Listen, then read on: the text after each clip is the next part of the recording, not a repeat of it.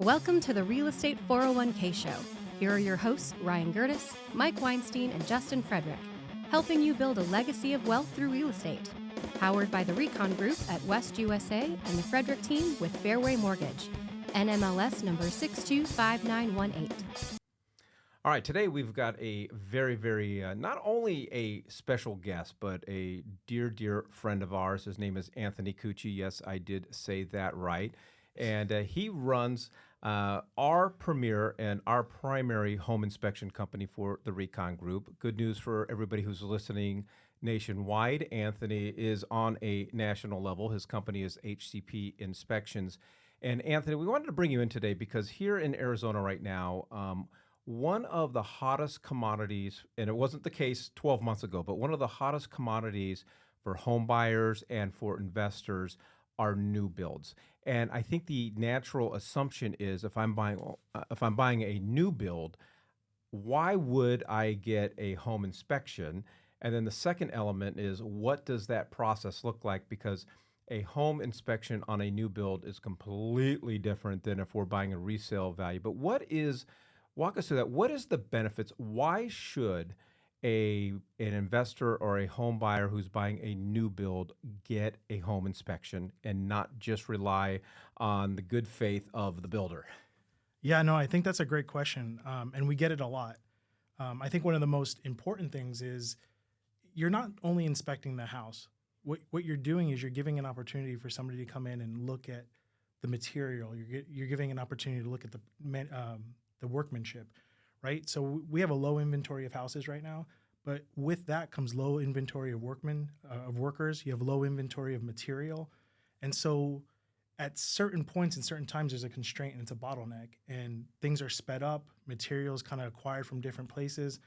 And it gives us an opportunity to kind of look at everything as a whole. Unlike a standard, home inspection or on a standard transaction, you get to see the bare bones of the house before walls go up, before insulation goes in, and you get to see the skeleton, so to speak. And you get a really good look at a lot of different things that you normally wouldn't have the opportunity to see. And the average consumer, the average home buyer, when they're going through that process and they're looking at all these components, we don't know what we're looking at or what we should be looking for. Right. I think, a lot of people say, well, the home comes with a warranty. They'll cover it. It'll go to like a 30-day or a 1-year warranty, and anything that's bad will get covered. But realistically, you want an independent third party to look at the things that maybe the builder's not, or maybe the builder's just kind of speeding through. And so, yeah, everybody has their own expertise, and our job is to kind of go through and look at things from an eagle eye view type of situation. So I'm not going to tee it up so easy as Mike did. Okay, I'm the one you like. Yeah. I'm going to play the bad cop because there's not very many areas in this country that I know that you can build a home without a permit, and part of that permitting process requires an inspector from that municipality. Right. Okay, and it's not just one inspection. They usually have one at soils, then they'll have one at slab, and then they'll have one at frame, drywall, post drywall, so on and so forth. So if if I'm required to already pay for these inspections, maybe not directly, maybe It's an acquired fee. maybe the builder pays for it, but then they pass that cost on to you, right? So if I'm already paying for these 5, 6 inspections from the municipality, what the hell am I paying you for? Yeah, that's a great question. They're separate inspections altogether. So the city hires city inspectors, and what they're coming in and looking for is the builder building to code, right? Are the frame members separated the exact amount they should be? Is the plumbing set the way it should be? Is it pressurized correctly? Are the electrical outlets done correctly? Are they ran correctly? And they're looking for code violations. And that's all they're really looking for. They're not looking at workmanship. They're not looking to see if members are damaged. They're looking to see on a very high level if things are done according to the way the standards are Basically, set. is it just good enough, or are we actually dealing with above bar per the ROC Register of Contractors code? Yeah, a plumber will come in, or a plumbing code enforcer will come in, and he'll look at it and say, okay, the water lines are pressurized. Is there any leaks? No leaks. We're good to go. We take it a step further, and we look for connection points. We look at how that plumbing's run through a wall. Is there a metal plate separating that from the framing member? So if somebody wants to hang a picture down the road, Are they going to drill into the plumbing line or a live current electrical line? And so there's all things that have to kind of go into a home that aren't necessarily looked at or looked for. Cool. And so, I mean, obviously I knew a lot of this stuff, but I wanted you to be able to really explain that to Ryan everyone likes that's- to ensure that our audience knows how smart he is. This No, is no. I definitely don't know nearly as much as you when it comes to this kind of stuff, but I'm aware that there's an issue out there because we have run into multiple examples. Heck, I had one where they didn't install any ventilation on their gas lines.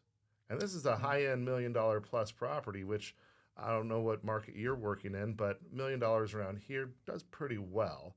And this is even 6-7 years ago, which was even higher end back then. They had no ventilation for their water heater. They didn't have any ventilation for their for the furnace up in the attic because there's a split system, and it just totally got overlooked. Now, in my opinion, that should have been caught by the city inspector, but stuff is missed. Absolutely. Things are missed all the time. I think, and it kind of goes back to what I was saying before. You have different crew members coming out, and a crew that starts a project isn't necessarily the crew that finishes it. The people installing the gas lines aren't the people drilling the holes for the vent. It's a separate crew. It's a separate company in most cases. And you're really relying on the builder's project manager, who, by the way, might have 30 houses that he's managing at the time, to make sure every trade is kind of communicating to each other. And like you said, a lot of things are dropped, a lot of things fall through the cracks, and really that's really why you want to have somebody like us come out and do a stage inspection on a new build, right? And I think that's the important thing. So elaborate on that a little bit. A separate step system. Yeah, it's a multi-phase inspection process, and I think a lot of times, we'll come in at different levels or different areas, and I think the most important thing is for us to get involved early. So what I like to tell people is that when you have a timeline of your project or when you have a timeline of the home, get us involved. Introduce us to the project manager. Introduce us to the sales agent. There's going to be a ton of documents that we have to sign, that we have to submit through our insurance company, and let's get all that out of the way. All right, give us some examples. What are some of the top examples or the top things that your national team of inspectors have caught while doing a new build inspection through the phase process? Yeah, well, in different phases, you catch different things. So the first phase we do is what we call a stub out phase. And what that is the framing's done, the plumbing's installed and pressurized, the electrical's complete, and we'll go in right before the insulation and the walls go up, and we'll look at the bare bolts of it. And so what we're looking for is, again, those plumbing lines, are they pierced? Those electrical lines, are they pierced? I think one of the biggest things we find right now in material is cracks and damages to trusses, to framework, bent framing. Those trusses. Oh, man. And if you've been through it like Ryan and I mean, trusses are expensive. Depending on where you are in the country, I would say a truss repair, averages about $1,200 or so for a fix. So, we get into a house and there's 3 or 4 damaged trusses or broken trusses, that could be quite expensive. And if you're catching that a year down the road, that could lead to cracks on the interior, that could lead to drywall damage, sagging, things like that. Now it makes sense to me. I mean, I can assume that builders do not want us as consumers coming in with our home inspector. And it makes sense to me, but talk a little bit more about that process. What happens if I'm a buyer and I'm getting pushback from the builder? Yeah, I mean, and that happens a lot. We're not their favorite people in the world. They don't want us out there any more than, they want you to kind of judge what they're doing. And they want to hide behind the warranty. Absolutely. And they try to push everything to warranty. Oh, that'll be addressed by your warranty team, or, those defects are cosmetic. But once it's handed off to warranty, you're looking at, 30, 60, 90 days before something's repaired, and that could cause damage. So what we're really good at is just leveraging our experience in creating that initial contact, getting with our insurance carriers, making sure, they speak Klingon to each other and get all the legalities out of the way. We have to name them as a named insured on our policies. Most new builds, I'll give you an example of why they make it difficult. The state of Arizona, for example, requires a $500,000 policy for most inspectors. Most new builds start at $1 million in order for them to even come on site. A lot of them have moved to a $2 million policy. And most inspectors just don't have that. It's not worth it. it's very expensive to do. And if you're a single outfit inspector, it kind of puts you out of that game. Well, I think the thing that, Ryan, and then I want to jump into, wow, we got some applause. We have a ghost in here. Nobody is pressing the applause button. So That was, I didn't hear it. I'm pretty proud of my comment. well, actually, I just want you guys to We have understand. some AI on our soundboard. This is the stuff that I hear everywhere I go. When I walk into a room, people are just applauding. Applauding, So now you have an inside glimpse into what I hear. But I think, Ryan, one of the things that buyers need to understand is you have some control and you have some influence over the builder until they get your money. And because they want to close this house, they want you to get the mortgage and they want to get paid. So definitely take advantage of that and understand that. But Ryan, I know we wanted to, as we wrap up here with it, do you have a remote? I'm not touching anything, man. This is crazy. But Anthony, you are such a invaluable part of the Recon Group and our team of real estate wealth managers. And I know, Ryan, you wanted just the comment of, because we have so many people who listen to this podcast that are licensed real estate agents. Well, yeah, absolutely. And so, like you said, you're just so invaluable to our team, and I wanted to kind of give you that opportunity to be a sounding board for those that are professionals in the industry that may have not saw the value in getting inspections for new home builds or whatever scenario.